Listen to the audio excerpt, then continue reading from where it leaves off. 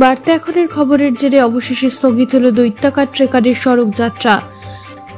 আর তার সাথে সাথে আপাতত এই যাত্রায় বেঁচে গেল পূজালী ব্রিজ সহ চড়িয়ালের সদ্য নির্মিত সেতু ও মহেশতলার নগর রূপে বজবজ ট্রাঙ্ক রোড। বজবজের পুরপ্রধান গৌতম দাশগুপ্তর ঐকান্তিক চেষ্টায় এবং তার সাথে ডায়মন্ড হারবারের সাংসদ অভিষেক বন্দ্যোপাধ্যায়ের দূরদর্শিতায় আপাতত স্বস্তি। আসবো বিস্তারিত খবরে।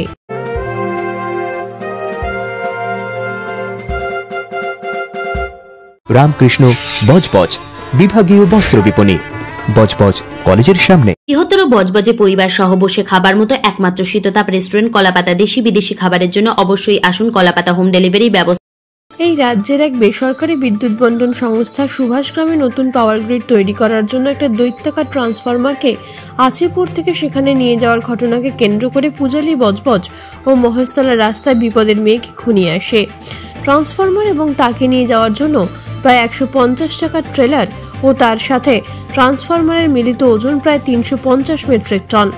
এই বিশালাকার পথদৈত্য ম্যাঙ্গালোরে তৈরি হয়ে জলপথে আচিপুরে এসে নেমেছে।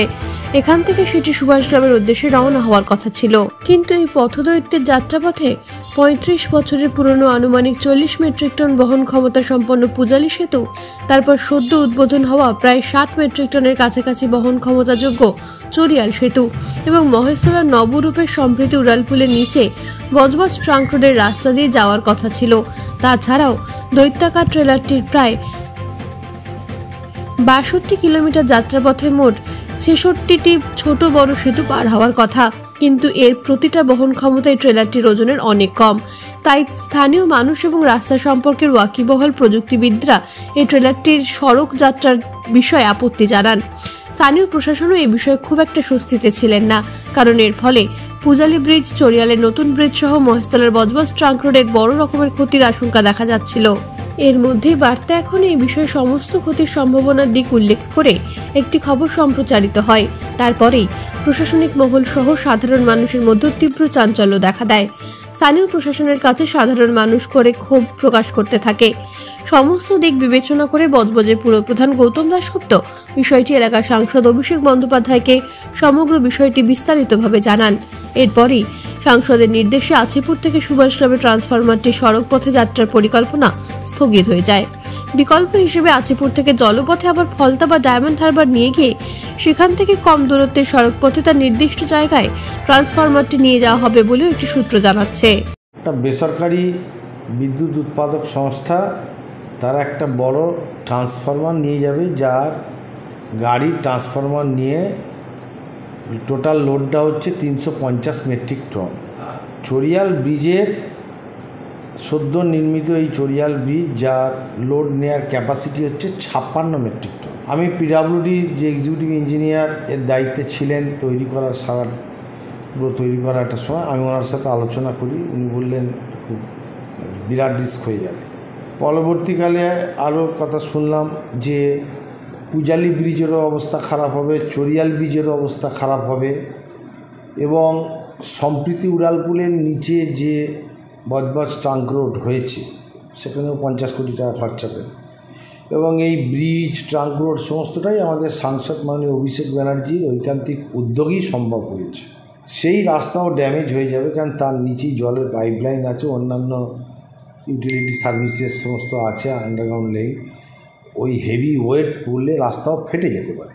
আমি আমার স্বাভাবিক বুদ্ধিতে যখন বুঝলাম এবং এত মানুষের উদ্বেগ, সুতরাং এটাকে বন্ধ করতে গেলে একমাত্র আমাদের সাংসদ ছাড়া কেউ পারবে না। একমাত্র ভরসার জায়গা অভিষেক ব্যানার্জি। তাই আমি বাধ্য হয়ে প্রায় গভীর রাতে আমি অভিষেক ব্যানার্জিকে গোটা ঘটনাটা জানাই এবং তিনি অত্যন্ত গুরুত্ব দিয়ে ঘটনাটা শুনে সমস্তটাই তিনি উপলব্ধি করেন এবং তিনি তৎক্ষণাৎ বলেন, আশ্বস্ত করেন এটা যাতে না হয় আমি সে ব্যাপারে পদক্ষেপ করছি, আমি দেখছি। এবং তিনি সেই মোতাবেক প্রশাসন, সিভিল অ্যাডমিনিস্ট্রেশন, পুলিশ অ্যাডমিনিস্ট্রেশনকে যা ডাইরেকশন দিয়েছেন এবং এর ফলে বজবজ, পূজালী, মহেশতলার হাজার হাজার লাখ লাখ মানুষ স্বস্তির নিঃশ্বাস ফেলেছে। আমরা বলেছি যে বিকল্প রাস্তা আছে, নদীপথে নিয়ে যাক। এটা তো ম্যাঙ্গালোর থেকে নদীপথেই এসেছে, সুভাষগ্রামে যাবে, তার নিয়ারেস্ট লোকেশান থেকে নদীপথে নিয়ে যাক বা ফলতা পর্যন্ত নদীপথে নিয়ে গিয়ে সেখান থেকে বাই রোড যাক। এখান থেকে গেলে অনেক ড্যামেজ হওয়ার সম্ভাবনা। বিদ্যুৎ ছাড়া তো এখন সব কিছুই প্রায় অচল, কিন্তু সেটাকে আবার অনেকগুলো সার্ভিসকে ডিসরাপ্টেড করে, অনেকগুলো সার্ভিসকে উদ্বেগের মধ্যে রেখে দিয়ে যদি কোনো বিপর্যয় হয়ে যায় তার দায় কে নেবে? সেই জন্য আমরা এটাকে বন্ধ করার জন্য সাংসদকে সমস্তটা জানিয়েছি, সাংসদের দ্বারস্থ হয়েছি এবং মাননীয় সাংসদ অভিষেক ব্যানার্জি যথাযথ গুরুত্ব সহকারে মানুষের এই উদ্বেগের কথা উপলব্ধি করে উনি পদক্ষেপ করেন এবং সেই কাজ স্থগিত করে দেন। এই সম্ভাব্য ক্ষতিকর কর্মকাণ্ড স্থগিত হয়ে যাওয়ায় স্থানীয় প্রশাসন ও রাজনৈতিক নেতৃত্ব সংসদের কাছে তাদের কৃতজ্ঞতা প্রকাশ করেছেন। সব মিলিয়ে এই জেলার বিস্তীর্ণ অংশের নিত্যযাত্রীরা যে দুশ্চিন্তামুক্ত হয়ে আপাতত স্বস্তির নিঃশ্বাস ফেলবেন তার বলার অপেক্ষা রাখে না।